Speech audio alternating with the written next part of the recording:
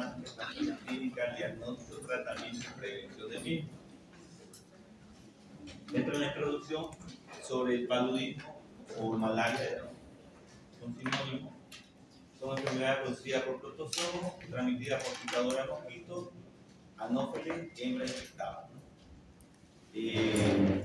Esta es una de las más importantes, la parasitosis de los seres humanos, que se transmite en 91 países, como ven en el gráfico de abajo, que residen 3.000 millones de personas, o sea, la mitad de la humanidad están expuestas a esta parasitosis. Y cada día hay más de 1.200 fallecimientos. De esto, más del 90% se produce en África y otros se reparten entre Asia y las Américas Central y Sudamérica. Y la gran repercusión es más que todo el continente africano, donde hay un alto aumento del caso de paludismo, principalmente el falciparum, que tiene esa característica de presentar las formas graves. Y dentro de su etiología podemos hablar que hay 6 especies de género Plasmodium que ocasionan todas las infecciones palúdicas en los seres humanos. Antes se hablaba, ¿no? Plasmodium falciparum, vivax, ovales, malaria, pero actualmente se han descubierto que el ovales se puede dividir en Curtici y Walligeri. Y hay un nuevo, un nuevo parásito también descubierto principalmente en Oceanía y Asia, que es la Cteonolesi, que es un parásito de paludismo del simio, pero que ocasionalmente o accidentalmente también puede tener su repercusión en los seres humanos. Pero no se olviden, dentro de la etiología, dentro de lo que es el parásito Plasmodium, los principales son falciparum, vivax, ovales y malaria. Y para tener un otro conocimiento también existe otro que es el Nauplesi, ¿no? Dentro de la etiología, una de las características de la especie del Plasmodium que afecta al ser humano, entonces vamos a dividirlo entre estos 5. Dentro de este cuadro podemos ver la duración de la fase intrahepática, que es muy importante. Del falciparum es entre 5 a 6 días, el vivax 8 días, el oval de 9 días, el malaria es 15 días. Dentro de los números de merozoitos liberados por cada hepatocito infectado, vean que el falciparum son 30.000, vivax 10.000, ovales 15.000, malaria 15.000. Ahí se explica mucho ese valor de 30.000 de la forma grave del falciparum. La duración del ciclo eritrocitario, que vamos a ver más adelante cuál es el ciclo eritrocitario, vean esto en periodo de horas, 48 horas en el falciparum, Plasmodium vivax 48 horas, ovales 50 horas, malaria de 72 horas.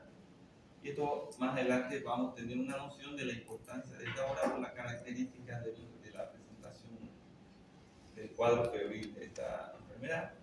Dentro de estos eritrocitos preferidos, ahí tiene la característica que el Plasmodium falciparum requiere células jóvenes,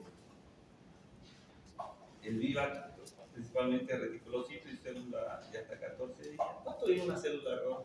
120. Son de la cabeza. El ovale, reticulocito, el malaria es en células envejecidas, la malaria es la llena, el lesi de células jóvenes. La morfología, ¿cuál es la morfología? Entonces cada característica del Plasmodium tiene una morfología del parásito, ¿no? Entonces el falciparum por lo general solo tiene una forma anular, que lo vamos a ver más adelante. El vivax tiene una forma más irregular, con forma de anillo grande, como el hizo. El oval es como se ve principalmente cuando el eritrocito infectado está agrandado, como un poco más grande, tipo oval, como se dice su nombre. El malaria tiene forma de banda y un poco más rectangular. Y también tiene su característica en los pigmentos o coloración de la misma, ¿no? Un poco falciparum más negro, el vivax es amarillo marrón, el oval es marrón oscuro, el malaria es un marrón más negro. ¿Y por qué es importante esto? Porque en el diagnóstico principal de lo que es la malaria o paludismo es por visión directa, entonces tenemos que ver el parásito. Y dentro de eso vamos a ver que dentro de la parasitemia son millones, entonces sí o sí en lo que se llama la gota gruesa, cuando hacemos el examen gota gruesa vamos a ver el parásito. tanto que en la zona de riesgo donde hay transmisión frecuente de plasmodium, el principal diagnóstico es tal vez observar en el microscopio y se ve. Por eso es importante todos esos datos que se mencionó. Dentro de la patogenia va a ver toda la característica de cómo entra este parásito, como el porozoito va a nivel del hígado tiende a mudar a merozoito, después muda el citosonte, luego de eso algunos de ellos, pocos, van a diferenciarse con los gametocitos, siendo macho o hembra, y de ahí es que el mosquito puede, digamos, puede adquirir cualquiera de estos gametocitos y cumplir este nuevo ciclo, ¿no?, de la patogenia. Pero vamos a ir desglosando todo eso punto por punto, ¿no? Entonces, la infección en el ser humano se inicia cuando el mosquito anófeles hembra, siempre no la hembra, el mosquito hembra, no es que otra problema, no sé, anófeles hembra, al picar al ser humano para alimentarse la sangre, inocula el porozoito de los plasmodios que permanecen en la glándula salival. Entonces, ¿qué va a inocular? El porozoito, ¿no?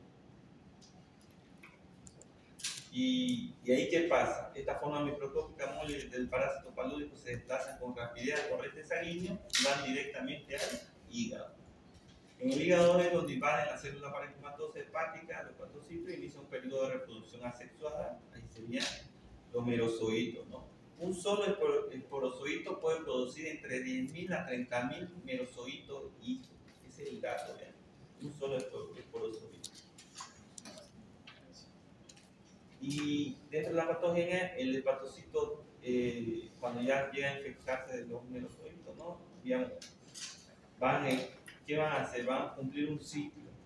Entonces, en el hígado van a tener merozoitos, liberan esos merozoitos, estos merozoitos móviles pasan a la circulación e invaden a otros eritrocitos ahora. Y ahí se transforma en trofozoitos también, ¿no? Entonces, cumplen un ciclo, ¿ven ese gráfico? Cumplen un ciclo, y se multiplica de 6 a 20 veces cada 48 horas, ¿no? Y cuando los parásitos alcanzan una densidad de 50 plasmodios por unidad de litro de sangre, ahí comienza la fase sintomática de la infección, o sea, cuando hay un aumento exagerado, y ahí vamos a ver dolor de cabeza, fiebre, fatiga, dolor muscular, artralgia, mialgia, calofrío, náusea, inflamación, el vaso grande, vasculitis, ¿no? ¿Y qué pasa?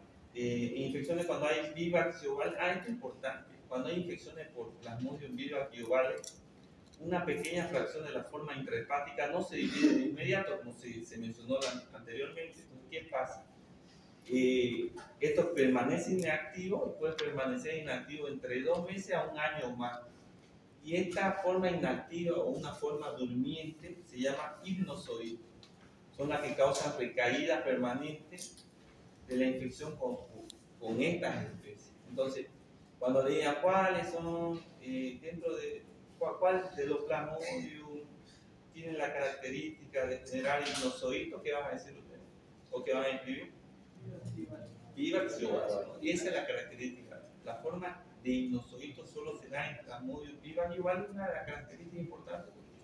Quizás ustedes, digamos, realicen un tratamiento, entonces dentro del tratamiento que vamos a hablar más adelante, hay tratamiento, digamos, contra el paludismo y la malaria que no actúa sobre los hipnozoitos, por lo cual no cumple la tarea de eliminarlo. Y un periodo de entre 2 meses a 1 año puede recaer otra vez con la enfermedad de la malaria. Por eso es tan importante que en el plasmodium vivax y ovales, cuando se identifique y se haga el diagnóstico por microscopio y se identifica correctamente según la morfología, la atención de todo lo que mencionamos anteriormente, se realiza el diagnóstico preciso. Vivax y ovales, se realiza un tratamiento específico contra esos hipnozoitos. Entonces, ¿qué pasa después? A continuación se rompen los eritrocitos y se liberan entre 6 a 30 merozoitos hijos, y cada uno es capaz de invadir nuevos eritrocitos y repetir el ciclo. Y dentro de la fisiopatología vamos a ver que esa característica de ir a un eritrocito, invadirlo, llega en el ciclo de destruir a ese, de formarlo al eritrocito, destruir a ese eritrocito, va a venir la patogenia, principalmente con el falciparum, de la forma grave de la malaria.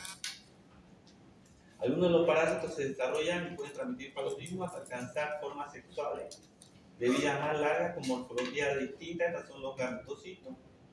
Y ahí que los gametos, y algo importante, que la proporción de gametocitos femeninos con masculinos es 4, ¿no?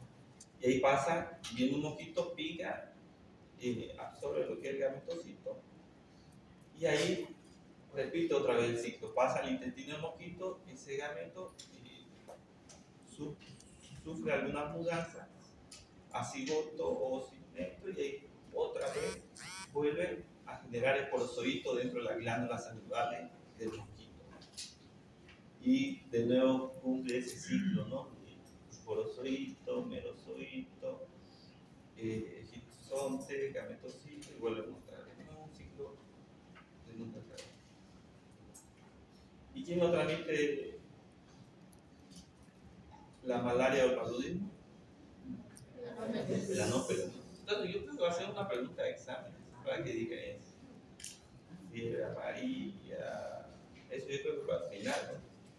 Todo lo que son los arbovirosis y los mosquitos, que ustedes diferencien, digamos, sepan cuál es el mosquito que transmite tal enfermedad.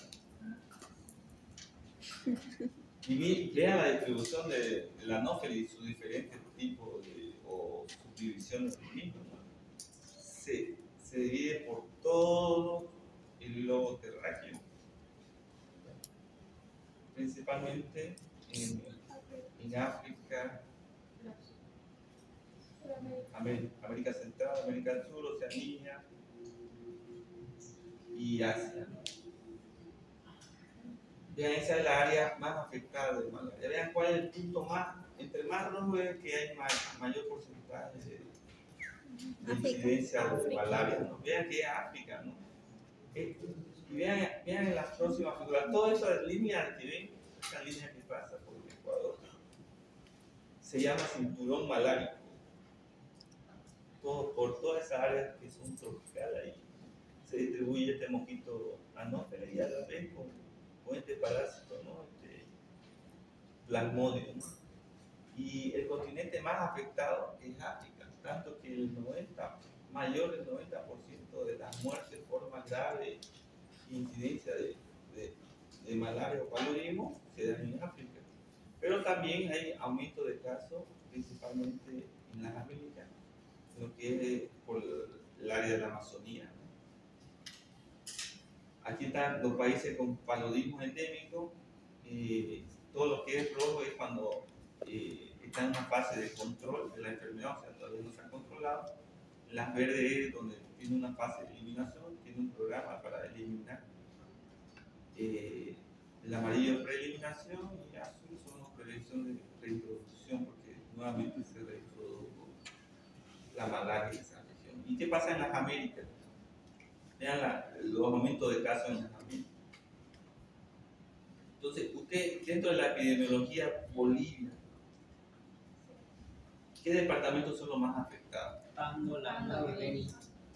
Todo lo que es la parte amazónica de La Paz, Pando y Beni, ¿no? Entonces, la mayoría que vienen de esa región a Santa Cruz tienen el antecedente que eran trabajadores madereros, que eran trabajadores que trabajaron en la castaña, trabajadores que entraron en la investigación de petróleo, y dragueros de oro, vieron a todos los que arrestaron de oro, ¿no? Todo eso viene con fiebre, tiene esa característica que vamos a ver más adelante. Entonces ustedes deben sospechar en malaria. Hay un programa en Bolivia, un programa de malaria que te dice, digamos, cómo se hace el diagnóstico visual por campo, o sea, por la gota gruesa, y a la vez te indica, digamos, se hace diagnóstico de determinado plasmodium, entonces te indica qué tratamiento seguir, qué comprimido, cuánto tiempo, y te lo indica, ¿no? Y aquí observamos la epidemiología de la incidencia de malaria en el mundo, esto es del 2018. Bien, la incidencia de malaria, todo es en África. Entonces, se ha visto que en 2015 hay más de 462.000 casos, en 2021 hubo un leve aumento de 520.000 casos, de los cuales el 74% fueron causados por Plasmodium vivax, o sea, vean que la mayoría es transmitido por el Plasmodium vivax, mientras que el 26% fueron causados por falciparum. Entre el 2015 se observó 169 muertes y 126 en 2021. Hubo un aumento de casos del 8%, un leve aumento, pero hubo una reducción significativa de muerte del 26%, esto por la característica que en menor porcentaje fue por Plasmodium falciparum. Algo importante que deben saber que forma grave principalmente en Plasmodium falciparum. Entonces, si diagnostica falciparum, ya piensen en forma grave. Esto es la mortalidad en diferentes partes de la región. Vean que en todo lo que es verde que disminuyó la mortalidad, todo lo que es rojo que hay un aumento de mortalidad. Bolivia está en rojo, 44%. ¿Y cuál es la fisiopatología? Las principales alteraciones orgánicas se derivan de la acción patógena de la infección en el interior de los vasos capilares. Dentro de la característica del parásito, digo que una de las fases, digamos, de este parásito es destruir el glóbulo rojo, ¿no? Van, parasitan el glóbulo rojo, se reproducen y a la vez de destruir el glóbulo rojo, deforman el glóbulo rojo. Entonces, dentro de eso viene su fisiopatogenia, ¿no?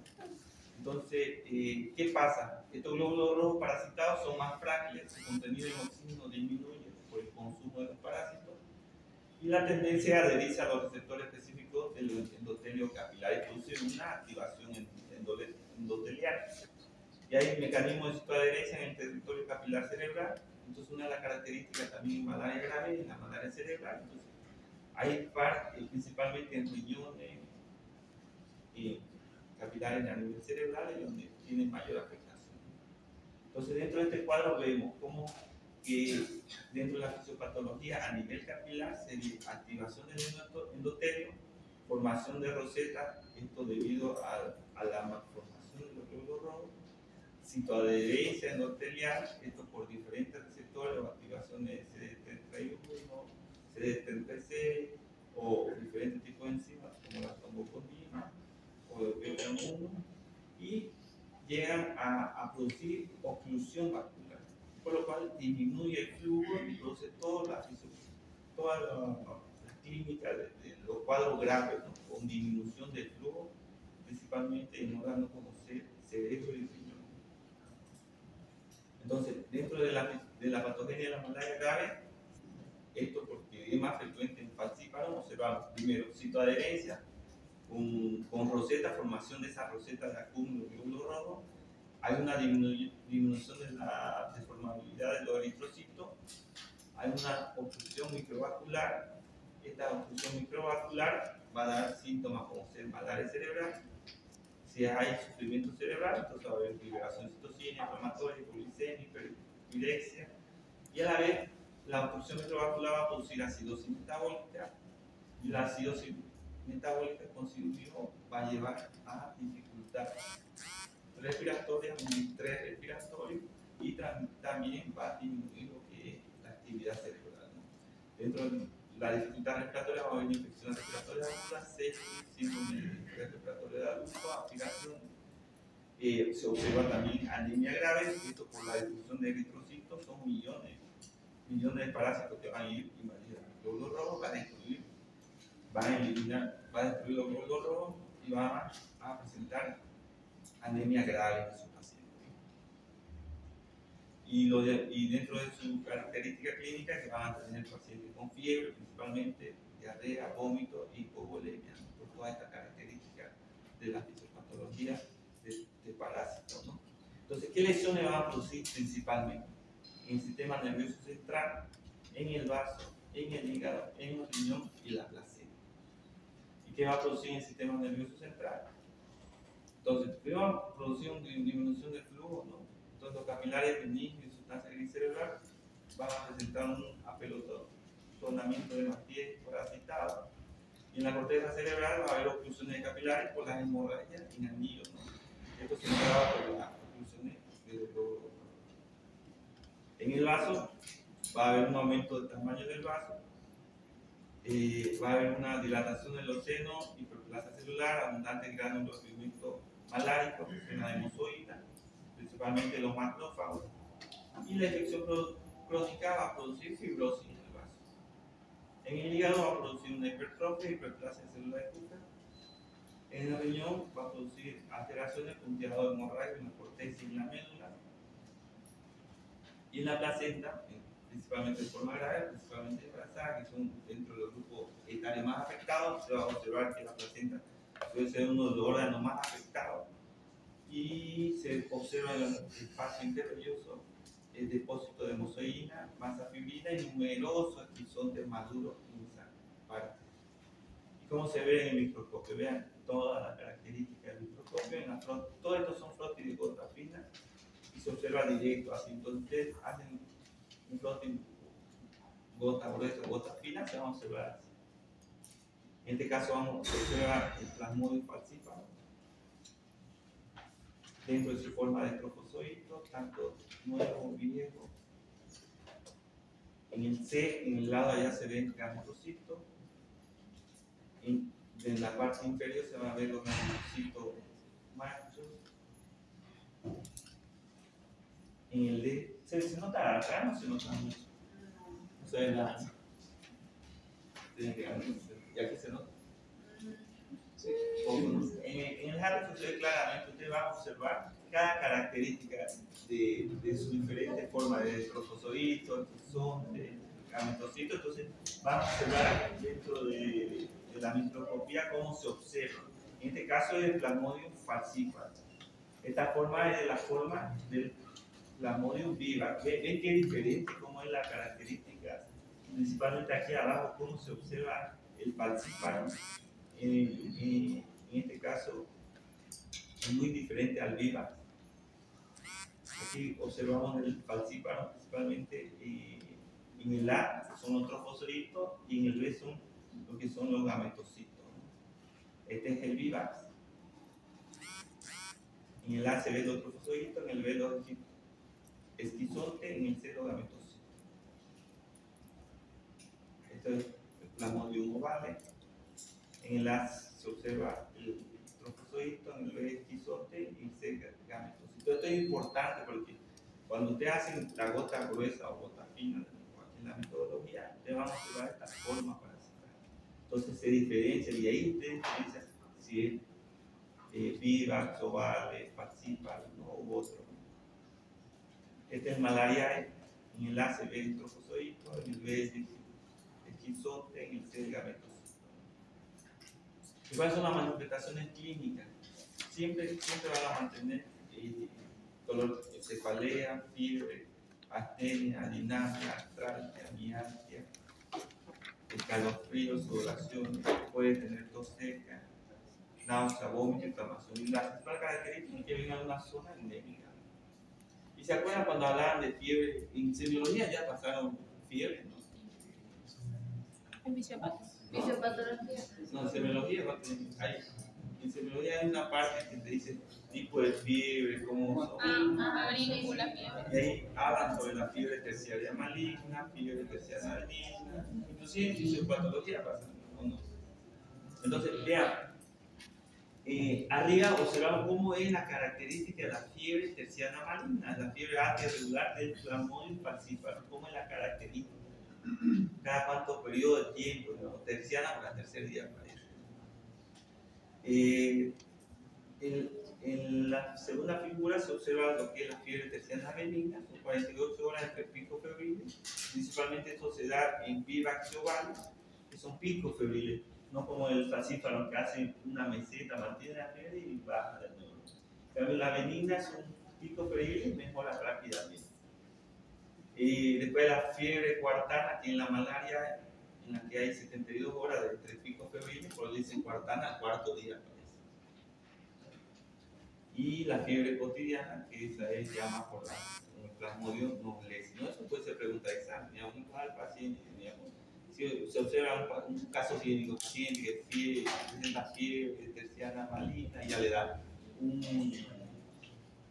una pista de que puede ser un Plasmodium falciparum.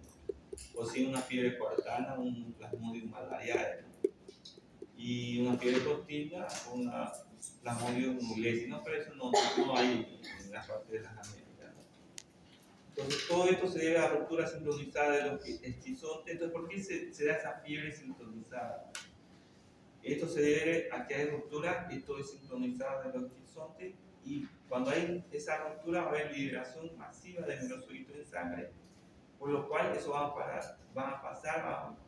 a inducir a mediadores inflamatorios y va a producir fiebre. Por eso cada periodicidad, ¿no? Participa en 48, viva cobal en 48 horas, malaria de 72 horas y el que no decide cada día, ¿no? ¿Y cómo se hace el diagnóstico?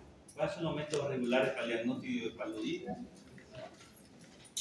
¿Cuál es? ¿Gota gruesa? En la gota gruesa, ¿no? Todo increíble, digamos. El personal en la Amazonía, principalmente en Brasil, cuando hicimos nosotros lo que es medicina tropical, el diagnóstico lo hacía el auxiliar, digamos, no lo hace ni el médico ni el laboratorista, lo hace un técnico auxiliar. Lo hace.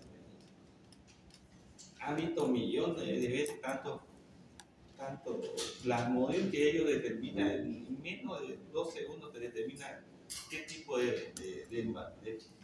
qué tipo de parásito tenés, digamos, qué tipo de plasmodium, si es falciparum, malaria,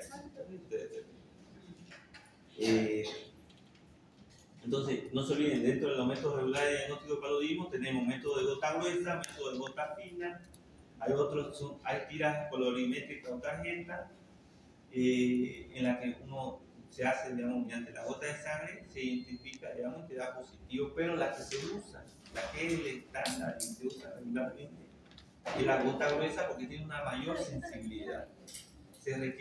La desventaja es que se requiere experiencia, o sea que sí operador dependiente, porque sí necesita alguien que esté capacitado para observar, ver y diagnosticar. La gota fina también, digamos, un método rápido, poco sensible también contra el viral, pero sí tiene su importancia, ¿no? Aquí la que se usa generalmente es la gota gruesa, ¿no? ¿Y cuál es el esquema de tratamiento? Esa pregunta de examen, yo creo, como ya tenemos experiencia en el anterior examen, entonces sí o sí dentro del esquema de tratamiento del paludismo vamos a observar que el paludismo complicado y el no complicado, ¿no? El no complicado, dentro de la característica es cepa conocida, o sea, plasmodium vivax, malariae, oval o falciparum sensible a cloroquina, que vamos a iniciar el tratamiento con cloroquina o amodiaquina, ¿no? Entonces eso es lo que describe Harris, ¿no? Ahora el esquema boliviano tiene otro esquema, ¿no? Pero vamos a tener que aprender el Harris. Yo le voy a pasar lo que dice el Ministerio de Salud, ya, el esquema, lo que dispone el Ministerio de Salud, porque dentro del sistema, digamos, del programa de malaria, ya cada hospital, el Hospital San Juan de Dios, Aponé, y tiene su programa de malaria y ya tiene previsto, digamos, qué medicamentos. Pero en Harris no se observa, digamos, este tipo de esquema de tratamiento. Cuando tenemos infección por vivax o vale, usamos cloroquina o bioquina. Cuando es falciparum podemos usar artesunate o piperaquina, ¿no? Y en segunda línea podemos usar también, si hubiese alergia o indisponibilidad de medicamentos, podemos usar tetraciclina, doxiciclina, clindamicina o atorvaquat o proguanil, ¿no?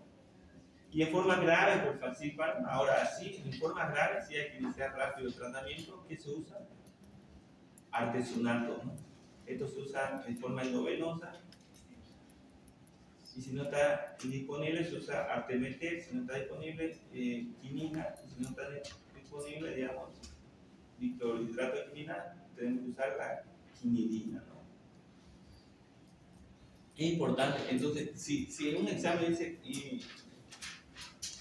paludismo grave, ¿usted qué pensaría? Falciparum. Cuando estaba en Brasil, pacientes que llegan de África con fiebre y hacían esa fiebre terciaria maligna, pues lo primero que pensábamos era falciparum. Gota gruesa, menos de un minuto hacen el diagnóstico.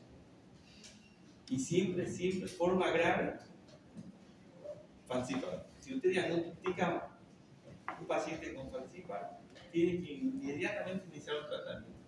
Esto es para disminuir la forma grave en ese paciente y desenvuelva a un óbito, a una muerte. Porque entre más rápido que fue el tratamiento, disminuimos la mortalidad en él.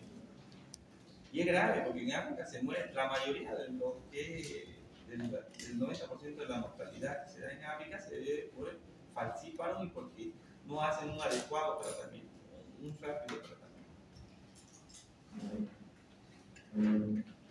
Aquí vemos, digamos, principalmente la diferencia entre falcíparo y bioactivales cuando iniciamos el tratamiento y cómo hay una recrudescencia, digamos. Aquí es más lo que habla, digamos, sobre el tratamiento, es sobre cómo incide, digamos, el falcíparo con otro tipo de plasmodium, el tratamiento, cómo se observa la infección en sangre y la infección hepática, ¿no? Una diferenciación entre dos. Y la prevención, si ustedes viajan a Rurrenabaque, ¿quién conoce Rurrenabaque? O se van a Pando, Barrio Alta, nadie es por allá. No sabemos que es malaria. No, entonces, si van y hacen un tour, digamos, a la Amazonía, qué bonito, la verdad, es muy hermoso. Lo que es la Amazonía. Tienen que usar fármacos administrados para profilaxis de paludismo, ¿no? Entonces, igual los gringos, cuando vienen los gringos aquí, ya tienen que estar vacunados fiebre amarilla, tienen su vacuna de dengue, y ya entran con medicamentos profilácticos para el paludismo. Lamentablemente no hay vacuna, pero sí entra ya tomando medicamentos que cuando vayan allá, esos medicamentos ya actúan sobre la forma parasitaria y lo eliminan, ¿no? Entonces, dentro de los fármacos que se pueden administrar dentro de la profilaxis del paludismo está la atovacuna, proguanilo, que es profilaxis de reacciones principalmente por plasmodium falciparum. Hay dosis pediátrica, dosis adulto.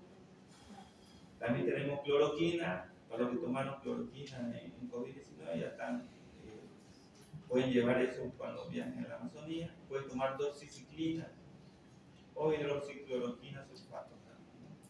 Son medidas, digamos, importantes, la verdad, para los que van por esa parte de la Amazonía, ¿no? La mentoquina, la primaquina y la primaquina.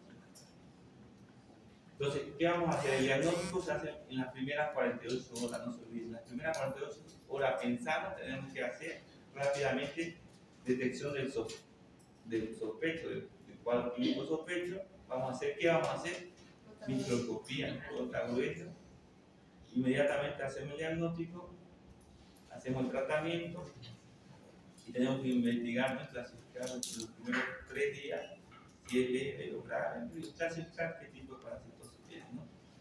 Iniciamos rápidamente el tratamiento, hacemos detección de casos adicionales, vemos si en caso de Santa Cruz, aquí no hay transmisión, detectamos que si viajó en regiones que sí hay transmisión, como en la Amazonía, y vemos si en una región amazónica tenemos que hacer control vectorial, detección de casos adicionales, es decir, cerca de la región donde hubo la transmisión, y observamos que varios controles vectoriales en los primeros sitios diagnósticos, principalmente con insecticida y el uso de mosquitero bicharrero. Bueno, eso sería todo. ¿Preguntas, dudas sobre el tema? ¿Cómo se realiza sobre la gota gruesa?